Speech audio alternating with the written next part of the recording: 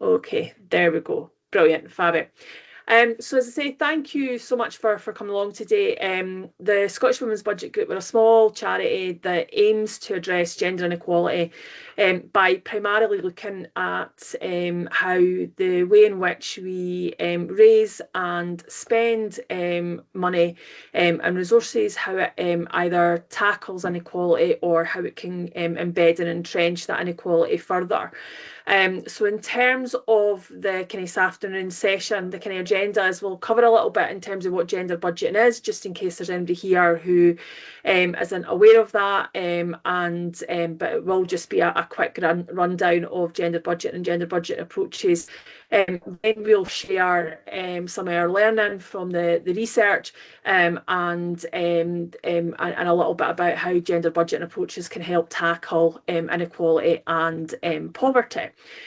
So to start us off, just a little bit about, what is gender budgeting? So basically, gender budgeting is an approach to, is basically a way of undertaking budgeting that asks us to basically challenges the assumption that budgets are gender neutral, that challenges the assumption that the decisions that we take about how we raise money and how we spend money affects everybody in the same way. And it does that through primarily taking a focus on the lived experience of men and women, but taking an intersectional approach in terms of looking at indices such as disability, being a lone parent, race, age, and trying to understand how the way those norms and expectations that we have in society, how they impact on different groups, and what the decisions that we make around budgets, how they actually impact on individuals. Ultimately, we would argue that gender budgeting is just good budgeting. It's about thinking about what is it we're trying to achieve through the way that we raise and spend money, and how is it, as I say, impacting on different groups in society. And one of the kind of key principles, I suppose, about gender budgeting is that it challenges those established economic models which fail to see care. So if we go back and we look at, kind of the economic texts, the works of Adam Smith and others, is that care, and particularly unpaid care, is invisible.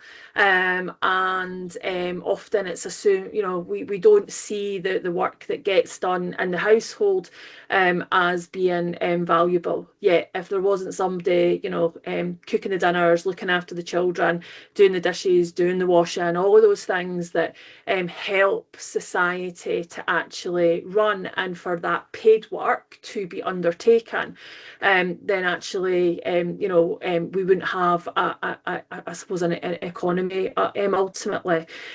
So gender budgeting is very much about making care visible and about valuing care, but also understanding how the way that we do things, how it impacts on those who undertake care-related responsibilities, whether that be paid or unpaid.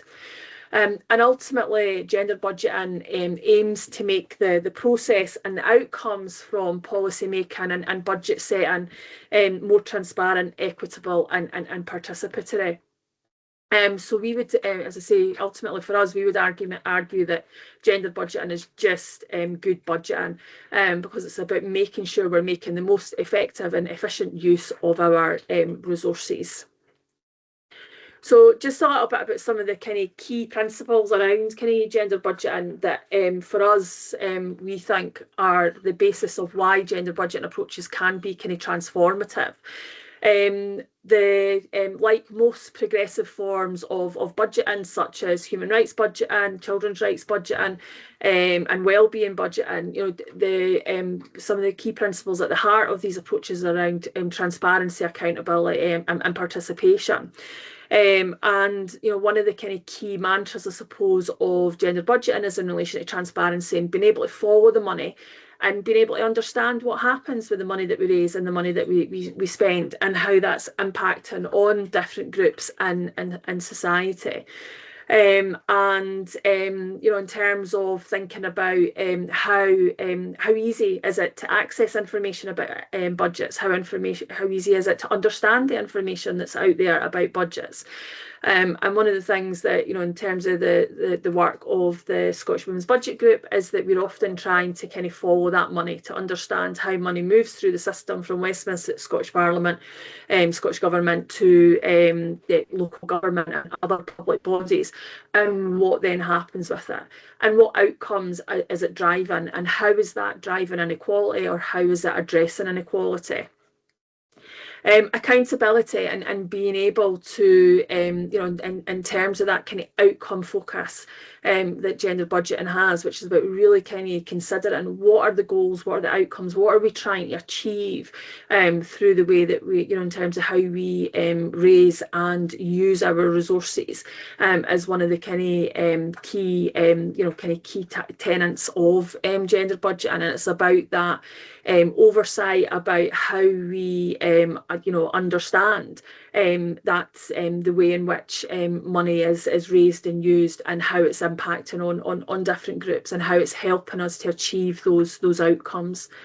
And participation is at the heart of gender budgeting. It's about building trust and and kind of I suppose ultimately ensuring that the decisions that we're taking are supported by our citizens, and that they are addressing those kind of key issues that are identified by those within within society, who, and also that we are looking at how the decisions that we're taking, how are they actually impacting on those that we're meant to be benefiting.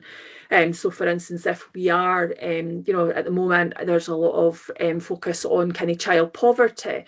So, gender budgeting approach and participatory approach would be about really kind of understanding how are the decisions that we're making about tackling child poverty, how are they actually impacting on the individuals that is meant to be helping, and are we achieving the outcomes that we're aiming for in relation to that.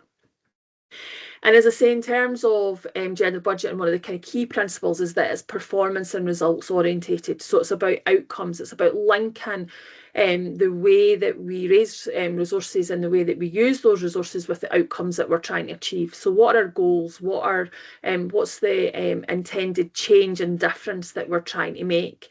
And it's about really kind of thinking about taking that systems-wide approach to think about how are we achieving those outcomes. So one of the kind of key tools around gender budgeting is that gender-aware policy appraisal, and we'll look at that a wee bit, or talk about that a bit more as we go on this afternoon.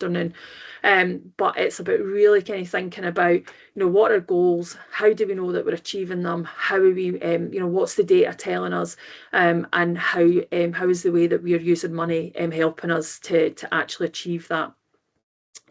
And some of the other kind of things around gender budgeting that that we believe have the potential to be, as I say, to bring about that transformative change, is that it is about taking that intersectional approach wherever we can, that we think about men and women and all their diversity, and what that means, and understand that there are some groups that are further away from, are more disadvantaged than others, and often through the work that we do and our other sister budget group organisations shows that it's often single parents, it's disabled women, it is black and minority women from racialised minoritized communities who are often disadvantaged, more disadvantaged by the decisions that are taken. So it is about taking that intersectional approach. It's about trying to take a lifetime perspective. So thinking about, okay, are there things that we're doing now which, how are they going to impact in 5 years' time? How do they impact on people in retirement? And what does that mean in terms of outcomes? Are we making decisions now that are actually going to make life harder for individuals? In 5-10 years' time, are they going to put more strain on the public purse and over someone's lifetime? And I mentioned, one of the kind of key things about taking account of the effects on unpaid care and who does that unpaid care. So gender budgeting is very much about about recognising that unpaid care is valuable, that it is the thing that keeps our economy going, and that we, when we increase the amount of unpaid care that individuals need to do, it impacts on their ability to undertake paid work. But when we are undervalue and don't see unpaid care, it puts massive systemic barriers, and particularly women's way, who are still heavily and primarily those who undertake that work. It encourages us, particularly within a budget perspective, to look at the cumulative impact. So often when we think about budgets and the way that they often are undertaken, particularly when we think about savings or investments, it's about we'll look at that one issue, and we don't necessarily think about, well, how do these things all interact and intertwine? So gender budgeting is about really taking that kind of holistic approach and thinking about how does the decision that we take in this one area, how does that impact on other aspects of individuals' lives? The siloed approach that we often see within the public sector is not how people live their lives, and therefore, gender budgeting really encourages us to take that more kind of holistic approach. So that's really just a kind of quick overview of what gender budgeting is and some of the kind of key principles around it. We are able to do kind of further training and more in-depth training, and we do. So if that is of interest to individuals, and you want to find out more about gender budgeting, please get in touch with us, and we would be happy to do that. If anyone's got any questions about that at the moment, you can either put them in the chat or feel free to take yourself off mute or use the hands up function if there is anything that you want to ask on that before I move on to the next part of the session. Anyone got anything they want to ask about that before I move on? No? Okay, brilliant.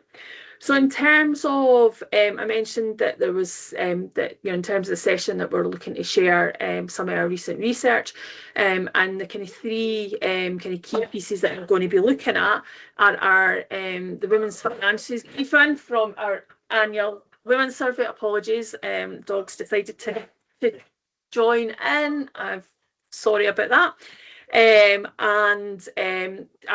We've been running a women's survey for the last 4 years, and in each of those surveys we have asked about the impact of rising prices, of the cost of living crisis, on women and how and their families. And this briefing provides the results of this year's survey.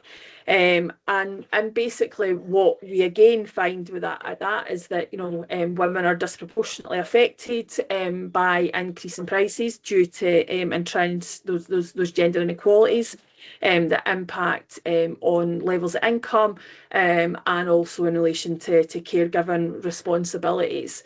The survey this year asked those who completed it whether they felt they were better off this year, worse off, or if it felt the same. And the majority, 2/3 of of people who completed the survey told us that they felt worse off. And that was for a variety of reasons, often because incomes weren't increasing at the same level as prices, and because other things such as moving into retirement, or because of maternity leave and maternity pay were kind of some of the key factors in relation to why women were feeling worse off.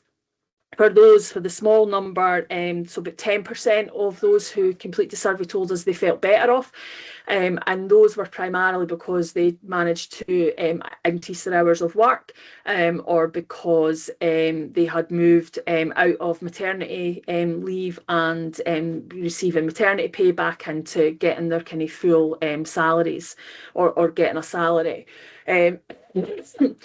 And when we looked at, took that kind of intersectional approach, basically minority ethnic women and disabled women and single parents told us that they felt worse off at higher rates than those who complete the survey in full.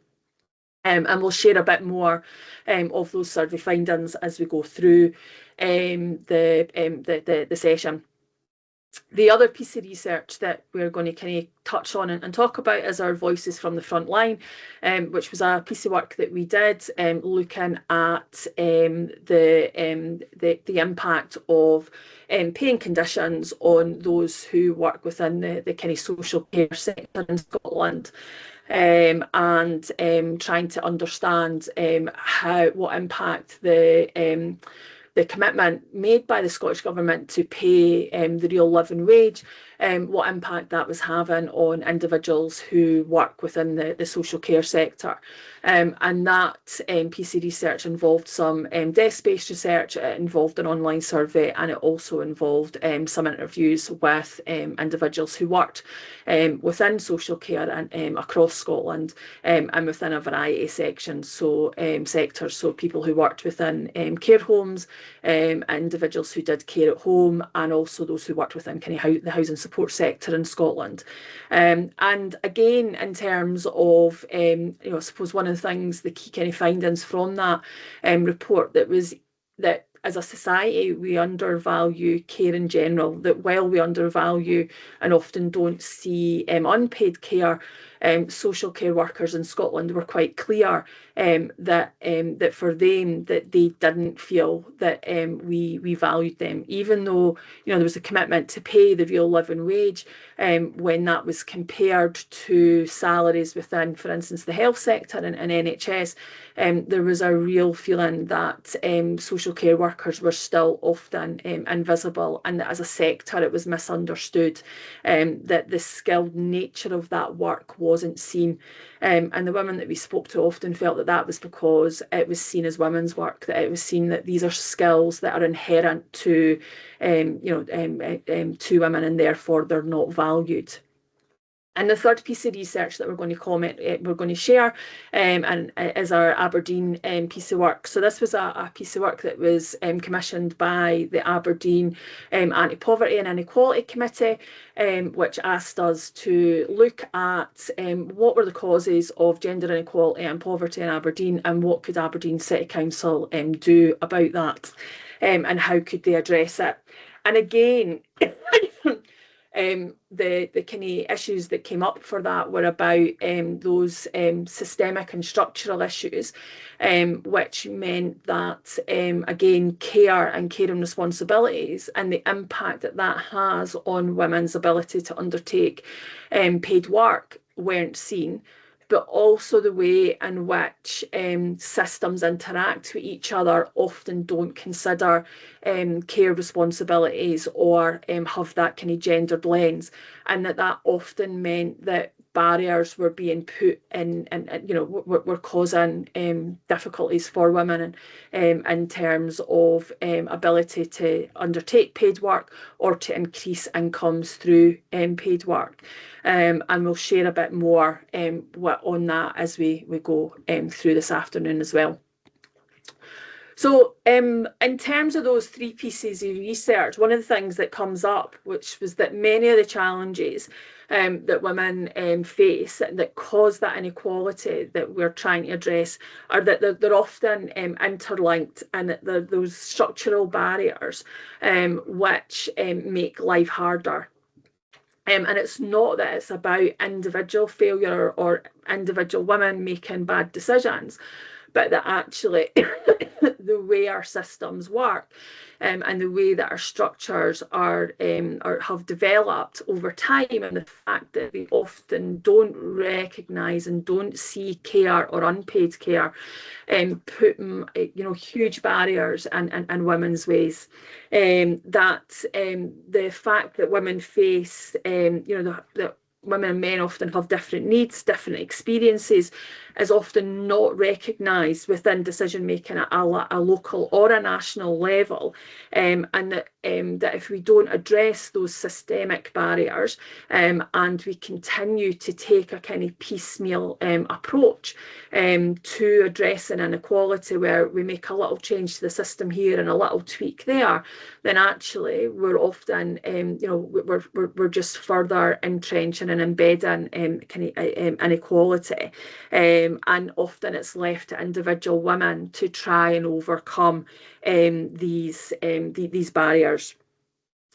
The research, I think all three pieces of research kind of show that, that interlinked nature of, caring responsibilities, our social security systems, work, and the value that's placed on what is seen as women's work, the way in which our health systems, deal with women's health, and the impact that has, that things like housing, that feelings of safety are all absolutely significant issues, impact on women throughout their lives. And that what this work shows is that there's a need for that gendered lens to be taken in relation to decisions about how services are delivered, whether these are new services or they're services that are currently being delivered, and that we're really, really kind of asking ourselves the question, how is the way that we currently do things creating the inequality that we are trying to address? Because the reality is that the inequality that we see about us doesn't happen in a vacuum. It's not because of the bad decisions that individual women are making. It's about those systemic problems that we often fail to see. And from Aberdeen, there was a couple of areas that were particularly, that for that group, that, excuse me, sorry, kind of highlighted that were particular issues. And one of them was that kind of siloed approach, that often the way in which, kind of services work, the way in which we think about kind of budgets, often means that we only look at one piece of the picture. So we maybe, we had a recent conversation about, for instance, out of school childcare. So there's been a real push in terms of funding around child poverty, and one of the kind of streams around that is around parental employment support. But the reality is that if we don't have proper, if we don't have accessible, affordable and flexible childcare, then we can put all the money that we want into parental employment support, but we are not necessarily going to make work pay. And that's at the, has to be at the heart of thinking about kind of child poverty.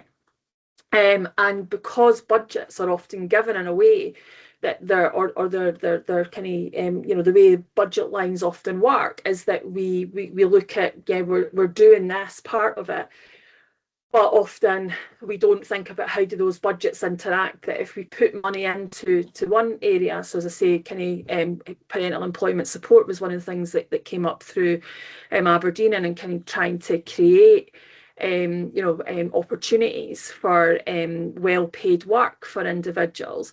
But if we don't look at those barriers and think about how do we use budgets and money flexibly to ensure that the support's there for individuals to undertake work, then we're not solving those systemic issues that really are a barrier to paid work, and therefore individuals being able to move out of poverty. And I think, that when we take that intersectional lens, that can often be, kind of exacerbated for women who, maybe migrant women, who don't have family support networks. And therefore that lack of childcare really kind of counts against them. Or for families where with disabled households, where you have disabled children, or where you have parents who are disabled, then again, those kind of intersections doubly disadvantage individuals. So those were some of the kind of systemic issues that came up.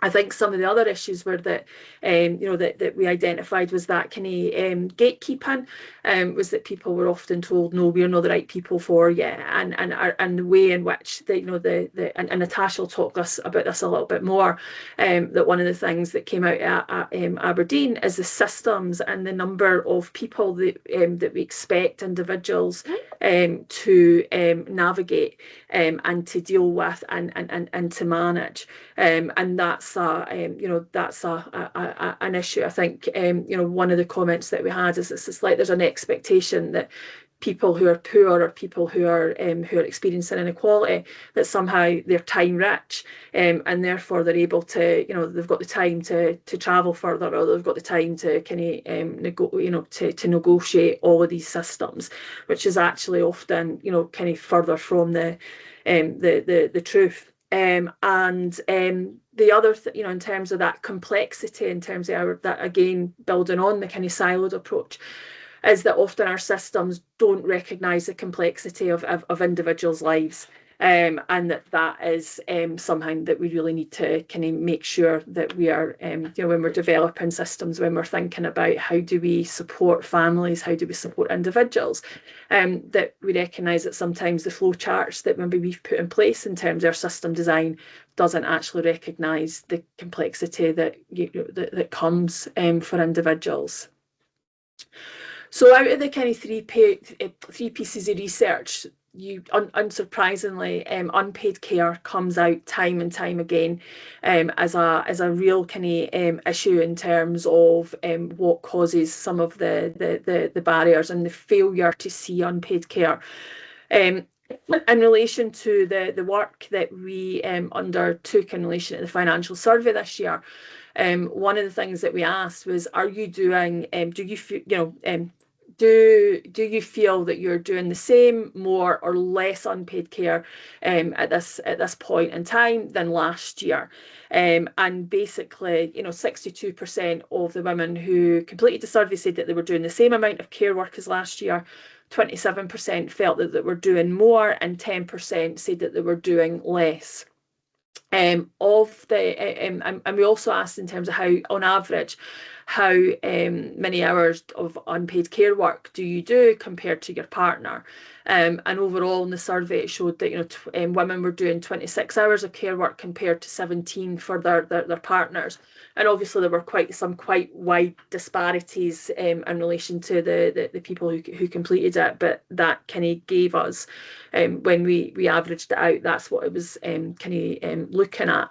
And in relation to that, just over 80% of those who completed our survey were in heterosexual relationships. So it's still, so I think, what that research, what that the findings of that tell us is that there's still, that women are still kind of disproportionately taking on the burden of unpaid care within their households.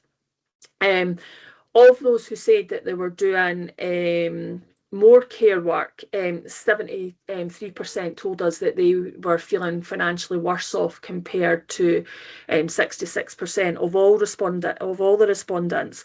And of those who were doing part-time employment was slightly higher for those doing more, feeling that they were doing more unpaid care work.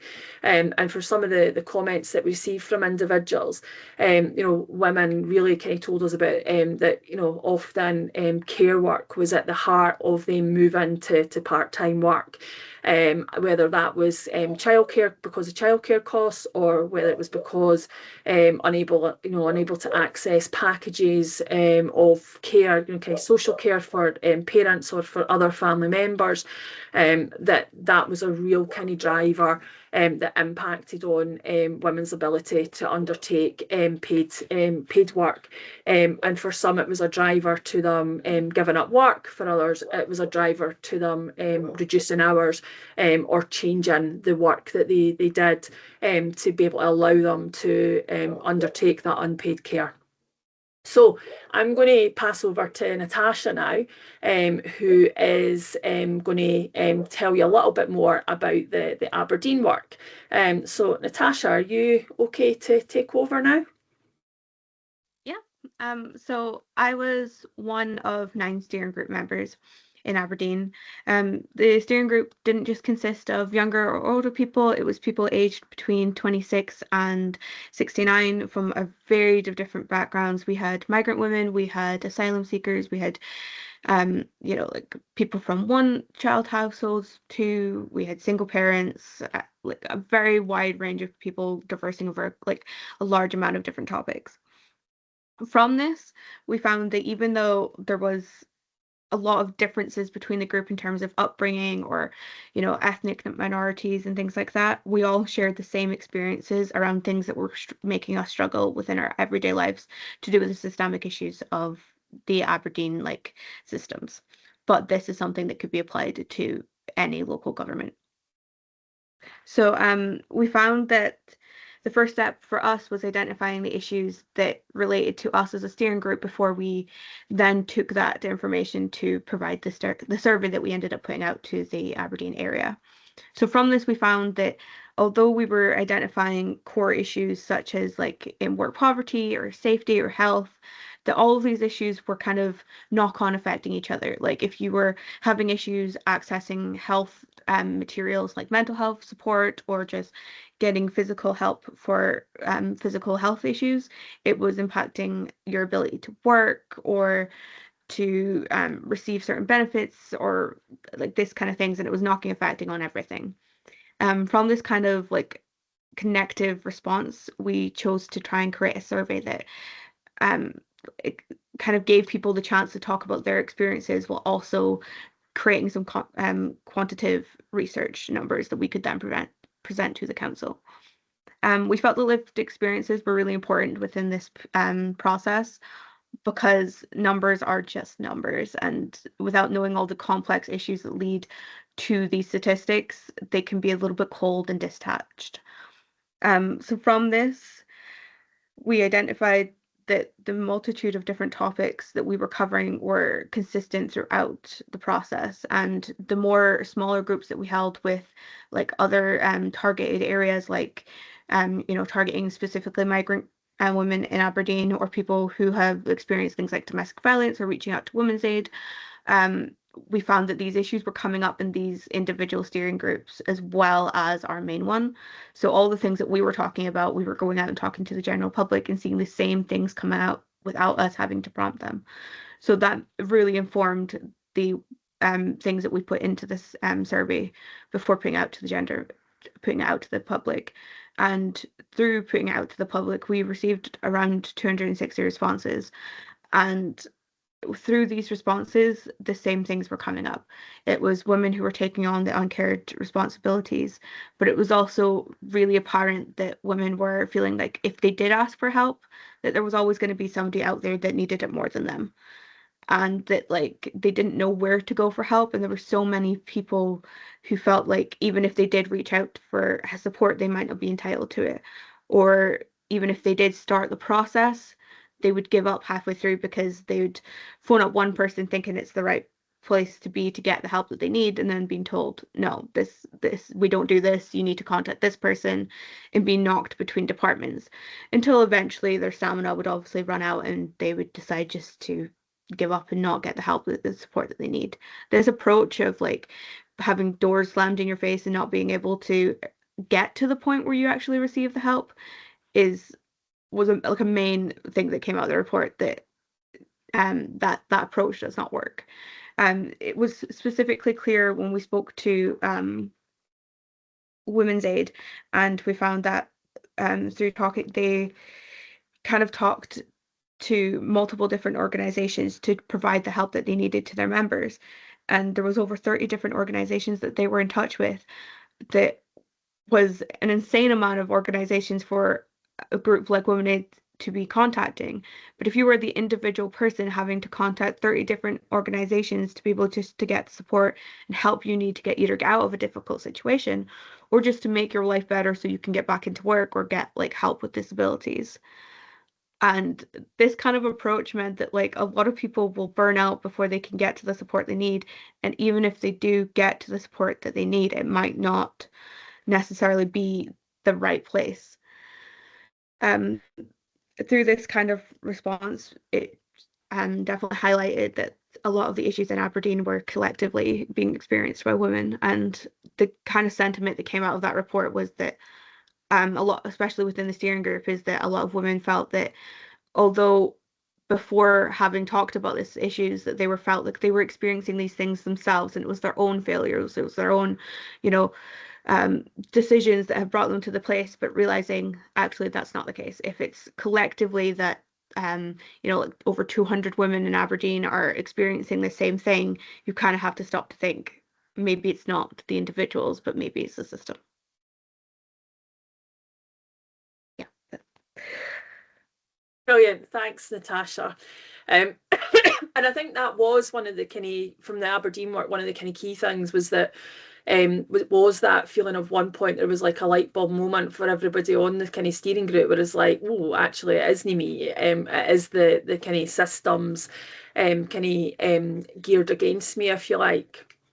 One of the things that kind of came out up again in Aberdeen, and also kind of through the kind of social care research, was the impact of the decision that the Scottish Government have made to pay real living wage to those who work within kind of social care, adult and children's. So we spoke with one of the women that we spoke to during this research, kind of spoke about how she's a single parent, 3 children, and she works part-time in social care, and she gets paid the real living wage. She applied this year for school clothing grant for her 3 kids, and basically was told that she no longer qualified for it because she was basically earning about 18 pence an hour above the threshold for kind of school clothing grant.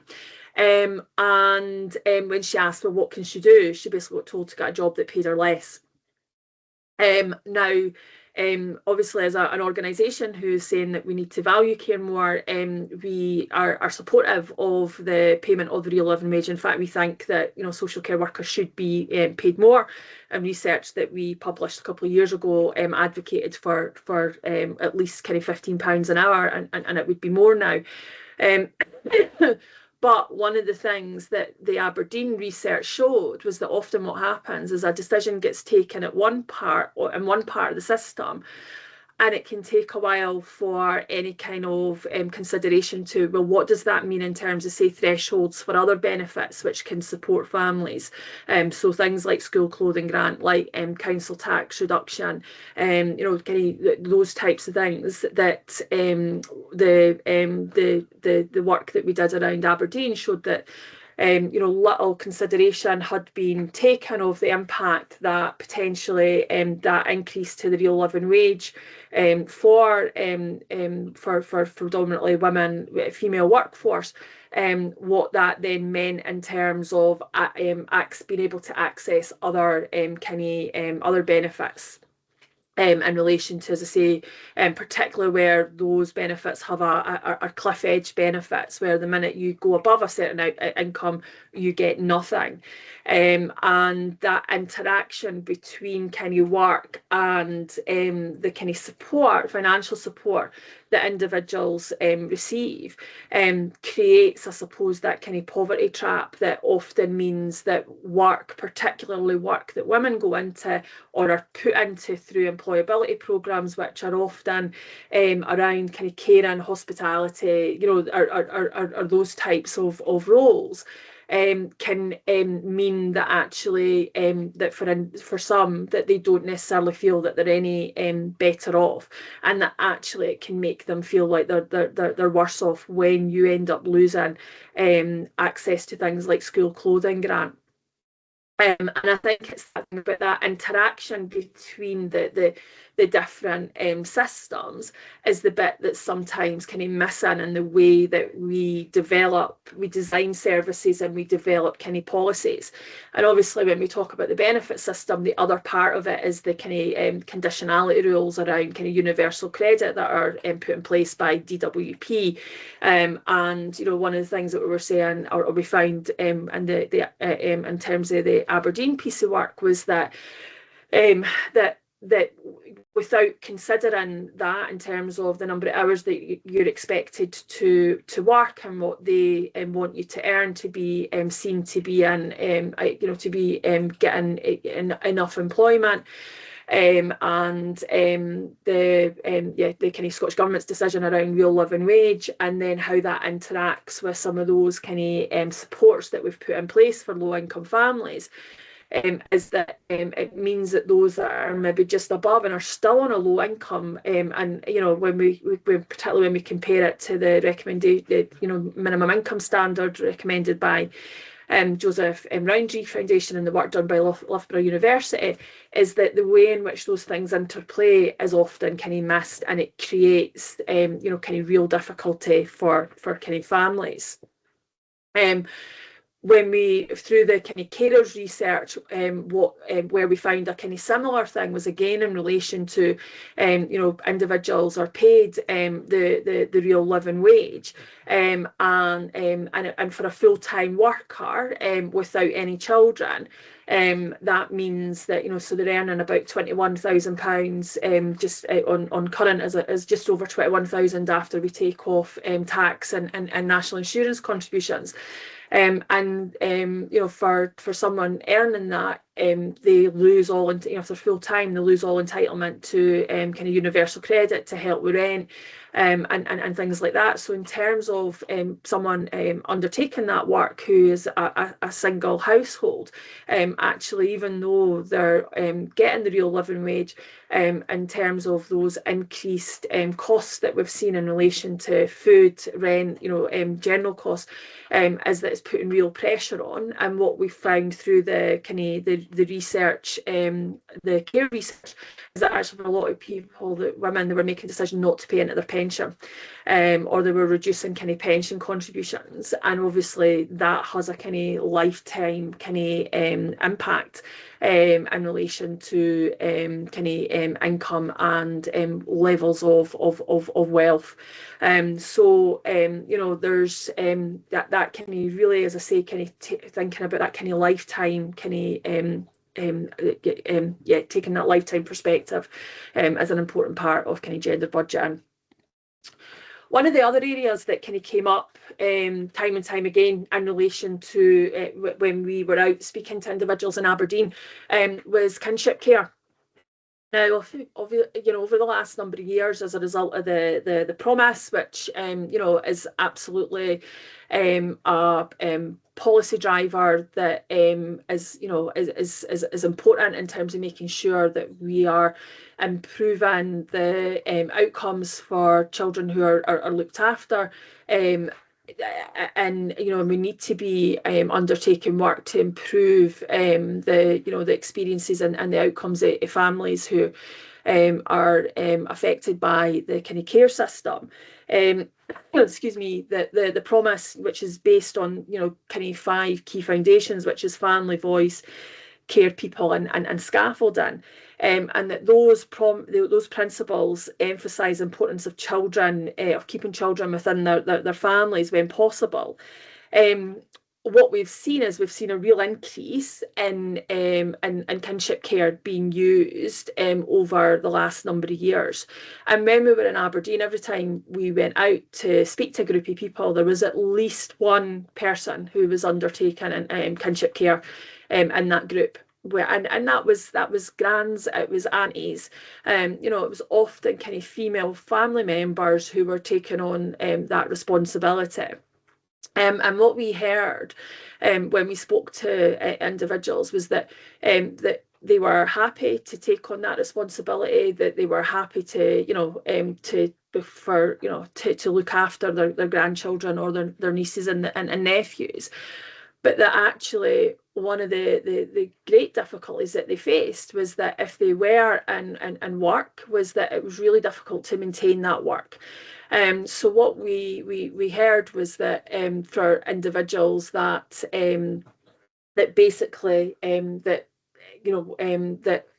because of the suddenness of which it can often be that a child is placed with them, that there can be a real difficulty in accessing childcare, that then allows them to maintain work that they were maybe doing, or allows them to move into work if they weren't in work before. But that lack of I suppose, a gendered lens in terms of when we're thinking about if we're going to increase the number of kinship carers, what does that mean in terms of addressing making sure that those families don't fall into poverty, or it doesn't exacerbate that kind of poverty that they're maybe already experiencing, and how does that kinship care impact on the ability of individuals to take paid work, to undertake paid work or to maintain paid work. And when we think about, one of the key principles of the promise is meant to be scaffolding. If we think about the policy framework that we have in relation to kinship care, so as a kinship carer, you don't get paid leave in the same way as you do if you're an adopter. You don't get paid leave in the same way as you do for, maternity. Kinship carers can access unpaid parental leave in some respects, but who of us particularly if we're in low paid employment, who can afford to take unpaid leave in relation to helping children to settle in? And there seems to be an assumption that because it's a family member taking on a child, that the time taken for individuals to settle in is somehow less than if it was a child was being placed with a family or with adults who don't know them. But often, the situations for families are often complex. Children can, have experienced trauma to need to be, to be looked after and to be placed in kinship care. But that scaffolding in relation to employment rights, but also in terms of the support that's available and access to being able to access childcare, to allow children to or to allow the adults within the family to maintain work, doesn't appear to have been considered. And I suppose the example of kinship care and the barriers and the difficulties that came up for families in relation to that really shows for us why we need a gendered lens, because the reality is until we change the expectations and norms that place the responsibility for care on women, those undertaking kinship care are going to primarily be women. So if we don't address the barriers around those that come from those caring responsibilities in terms of the additional costs that families face, the support that they need to help to provide some stability for children, and the quote that we've got on there from a woman that we spoke to was that she wanted to keep him in his school with his friends. She felt that was important. It was important that they did that in terms of providing that stability. But because she doesn't drive, it was impossible to keep working and to keep him there because of that interaction between where the school was, where their housing was, and the issues that there were with public transport. And her employer wouldn't allow her to change her hours. So the fact that we are seeing increases in the use of kinship care, but really thinking about taking that step back and thinking about, right, okay, if we take a gendered lens to this, what support do families taking kinship care need? And it's more than financial support. It is support with childcare. It's support to access the emotional and practical support needs that they may have, and how we do that in a way that doesn't push families, which are often predominantly in disadvantaged areas to start off with, and experiencing disadvantage further in poverty, and we exacerbate that disadvantage. Research around this shows that 44% of carers had given up work at the point of becoming a kinship carer, while 19% had reduced their working hours, and 80% reported experiencing financial hardship that was related to that change in circumstance. Now, while the Scottish Government have brought in a standard rate for kinship carers, that in and of itself does not solve the problem, because the problem's wider and it's more structural, because it is related to childcare. It's related to the that disadvantage and that comes because of you being a carer, and the need for that gendered lens, I think, was really shown through what we heard from individuals as part of this work. Some of the other things that that came out of Aberdeen again, and Natasha's covered, touched on them a little bit, was when you saw the kind of mind map, is the way that that interaction between kind of systems, and in particular kind of public transport, was a kind of key system that was seen as a kind of barrier, particularly where there maybe weren't services in the area that you stayed in. Our public transport system is very much predicated on getting people from the outskirts into the centre of town. Within the report, there's an example of someone who, if they drove, they could get to the children's hospital in about 15 minutes. But because they don't drive, they've got to go into the centre of town, get another bus. And if they make their connection, it's about a 45-minute trip. But that relies on buses being on time and being able to make that connection. And the impact that then has again in terms of being able, if you've got a kid who needs to regularly go to hospital or to be seen by kind of specialists who are based and is somewhere out with your area, then that has a real impact.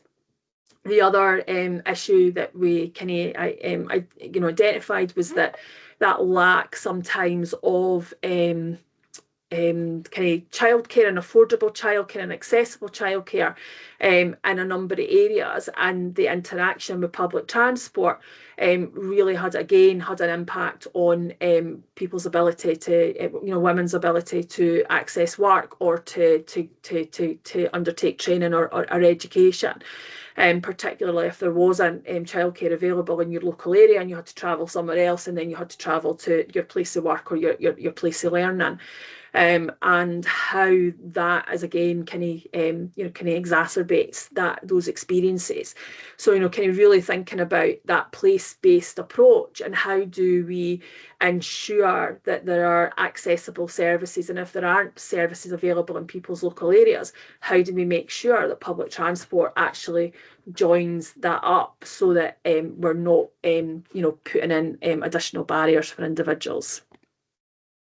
And I mentioned, one of the things that came through all of these pieces of work is that it's really important that we really understand and think about how the way that we do things either exacerbates or addresses inequality. That we understand that, and we start from we accept the starting point that the way that we currently do things is the thing that is is often is driving the inequality that we're trying to address. So that we think about and take a real kind of approach, which gets us to think about, right, okay, what is it we're trying to achieve by this? And is the way that we're doing it actually helping? So again, an example from Aberdeen. And I should just say, as much as we're using Aberdeen as an example here, and Natasha has said it, these issues that we identified in Aberdeen are going to be Scotland-wide. They're not, that this is not just about issues with the way in which Aberdeen Council are delivering things. The systemic and structural issues that we're talking about are across kind of Scotland. We're just highlighting what this participatory work in Aberdeen actually highlighted. But one of the things that Aberdeen Council do, like a lot of councils, is that they provide activities during school holiday period. So they recognise that there is a need for activities for children, and they are funding that, which is a positive thing. But one of the things that came out of the research in Aberdeen was about what is the purpose of that. So are we doing that because we're trying to provide childcare options for families over the school holiday period? Or are we doing it to address issues in relation to educational attainment for children and young people from disadvantaged kind of households? Because depending on why we're doing it will depend on the way in which we deliver that. If we're doing it to address some of the, to help fill some of the childcare gaps, then we wouldn't be releasing access to these just a couple of weeks before the school holidays start. We wouldn't just be providing a couple of hour sessions. We would be providing support over the day. We would be making sure that that there's adequate provision for children with additional support needs. We would be thinking about drop off and pick up times. How are they supported? Where are we providing these activities? Are people having to travel into the centre of town to access them? Are they being delivered in our communities? So depending on why we are investing in that depends on how we do it.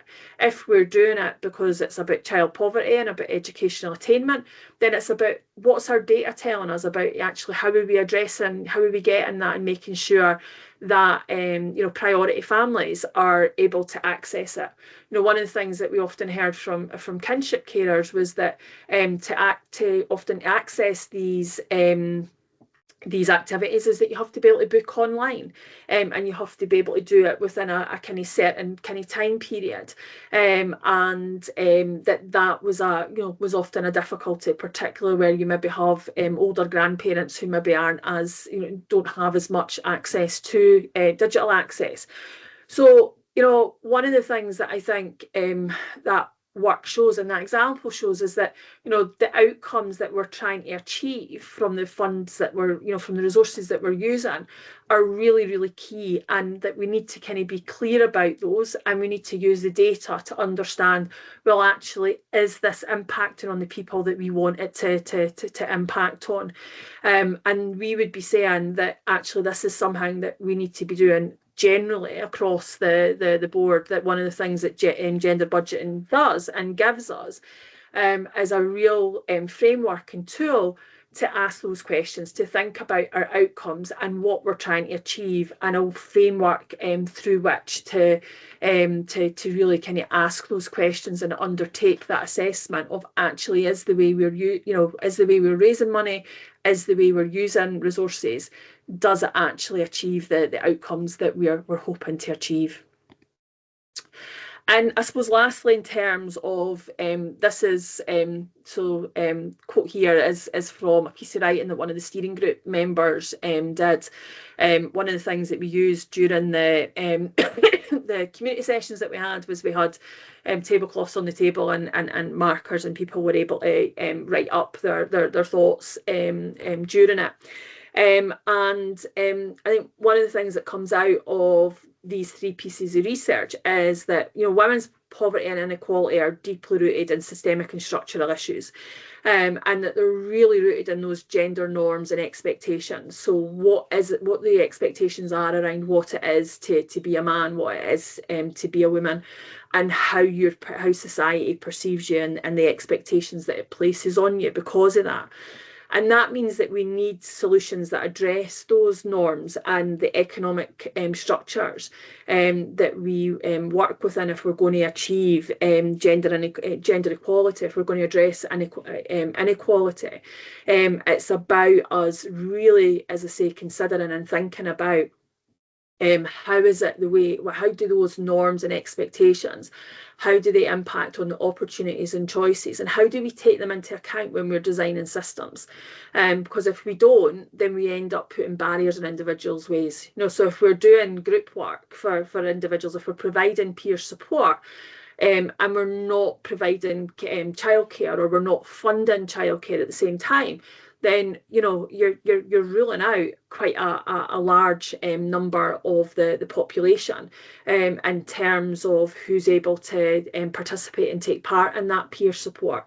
So say it was for around kind of alcohol and drugs use, then if they're running at night, or you are running things during the day but you're not providing childcare, then often that means that these are inaccessible to women. So we really need to think about how those norms impact on the way in which men and women access services and their needs, and the barriers that we inadvertently put in the way by not seeing in particular caring responsibilities.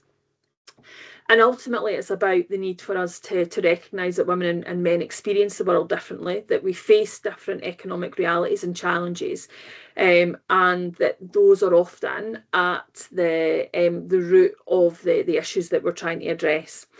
Um, so one of the things that comes out from all of the all the research that we do, we're constantly I was going to say, well, no, we are constantly banging on about it, is the need for disaggregated data, and for us to use disaggregated data, and for us to really kind of consider what is that telling us about who's benefiting and who's not.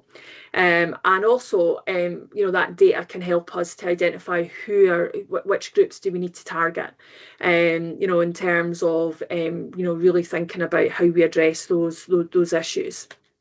And as I say, gender budgeting, from our perspective, allows us to do that. So there are a number of kind of key tools, gender budgeting tools, that can kind of support us and support us to take this lens and to really think about, if we want to tackle inequality, if we want to tackle poverty, how do we do that? So one of the key tools that we use in relation to gender budgeting is what's called a gender-aware policy analysis.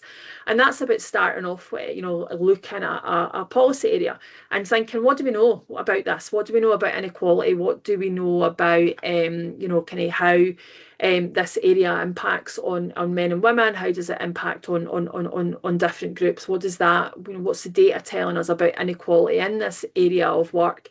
And what's driving that?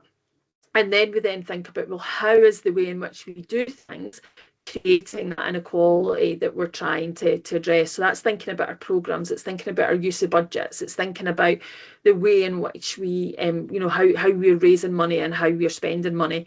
How is it, creating that inequality that the data is telling us is there?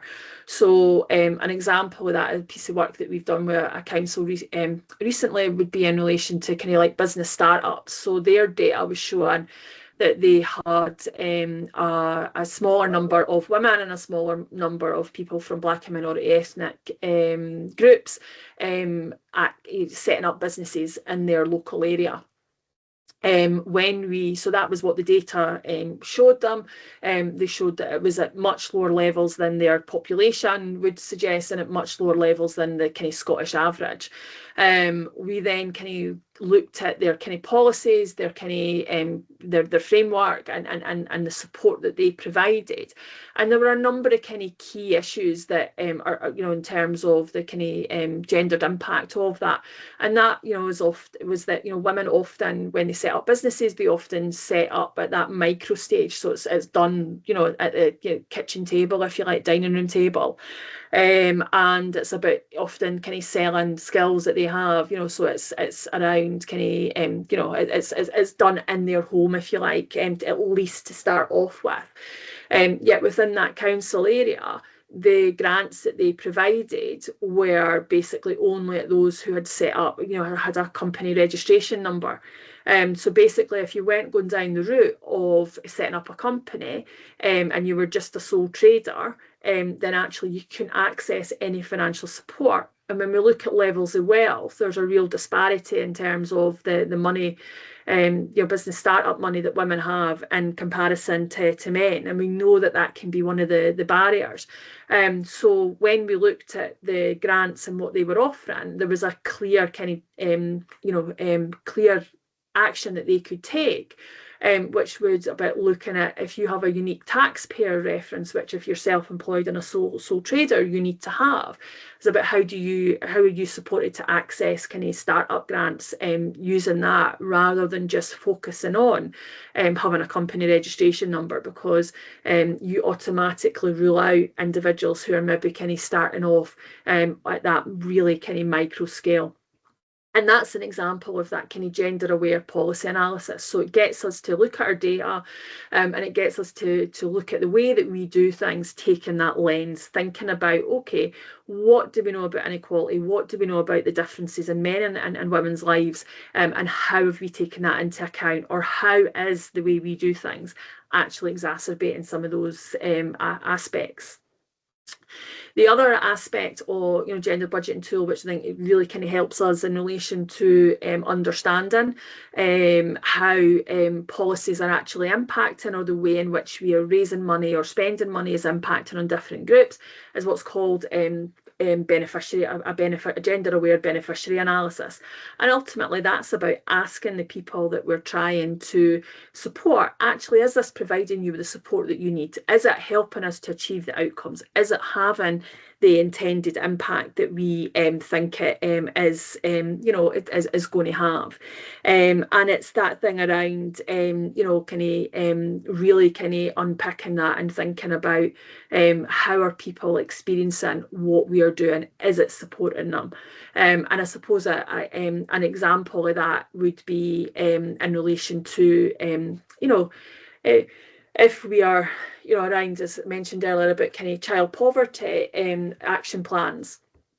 How are they, what is the data telling us about, we know the 6 priority groups, so how are we engaging with them to understand, is the actions that we are taking to try and address child poverty, are they actually having the impact that they need?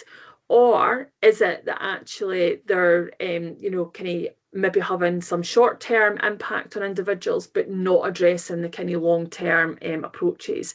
One of the things, we've not done a full analysis of all child poverty plans, but we have done a small review, and there's a couple of things that that we've identified, that of the ones that we've looked at, is that often childcare is not mentioned within a child poverty in relation to child poverty plans. If we're not thinking about and addressing childcare, then actually we're not going to be able to move people through that pipeline in terms of being able to increase hours or move to better paying work or to move into paid work if the childcare infrastructure is not there, and in particular out of school kind of childcare. But also, in terms of considering, the other one that we looked at was in relation to, we know that disabled households are one of the 6 priority areas. Of a short review that we've just carried out in relation to a piece of work that we've done around non-residential social care charges, is none of the, I think it was 7 child poverty plans that we looked at, none of them talked about, or very few of them had any specific actions in relation to disabled households, and none of them even identified that non-residential social care charges may be an issue that is exacerbating poverty experienced by these households. And then the other area that in terms of gender budgeting is that kind of costing approach, which is about really kind of thinking about what is the cost of doing nothing versus taking some action, and about really kind of thinking about that kind of cost benefit analysis. If we keep doing what we're doing right now, what's the cost of that in relation to the kind of longer term costs in terms of potentially that come from negative outcomes from people experiencing poverty, as opposed to how do we get, what's the benefit of us taking action in relation to that issue, and maybe moving resources from one area to another area. And gender budgeting helps us to really kind of consider that type of thing. So before, I'm going to quickly stop the recording. I'm going to attempt to anyway. Let me see. Nope, it's not letting me. So I'll move on to the kind of practice points, and then I'll take some questions. So in terms of the kind of key practice points, I suppose one of the things that kind of comes up time and time again in our work, and I mentioned that, is about the importance of collecting and analysing and using sex disaggregated data. Making sure that we're collecting data on other kind of demographics, and that we're able to understand who's been affected, who's benefiting, who's not from the way that we're doing things, and that we are able to understand how the way that we're doing things are impacting on different groups. that when we're thinking about gender budgeting, that it's not just something that's for new policies or programmes, that we need to currently consider how we currently do things. How does the way that we are raising or spending money address or embed inequality, and how does it help us achieve our outcomes? So from a local government perspective, what's your business plan? How is the way that your kind of key, often councils will have their council plan, and it'll have a number of kind of outcomes, really kind of considering how is the way that we are doing things, how is the way that we're raising money, how's the way that we're spending money, how is that linking back to the plan, and how does our performance management framework help us to actually monitor the impact that these things are having. That actually gender budget is somehow that all areas of work can benefit from this approach, and not just those that are seen as kind of women's issues, I suppose. That ultimately that this isn't just about training people, that we need to focus on changing systems and structures, and thinking about, how does the way that we do budgeting, how does the way that we use budgets, how is the way that we raise money, how is that impacting on the areas that we're trying to address. And that ultimately, part of this work has to be about looking at how we change those underlying stereotypes, norms, and roles. So how do we support more people, men and women, to take on a more equal share of caring responsibilities? How do we make care more visible? How do we address, some of those kind of really kind of gendered norms and expectations that are impacting on people's lives? So I am going to stop sharing that just now, and then I'm going to try and figure out how I switch off the recording. Give me 2 seconds. Here we go. Okay, so I'm going to stop the recording just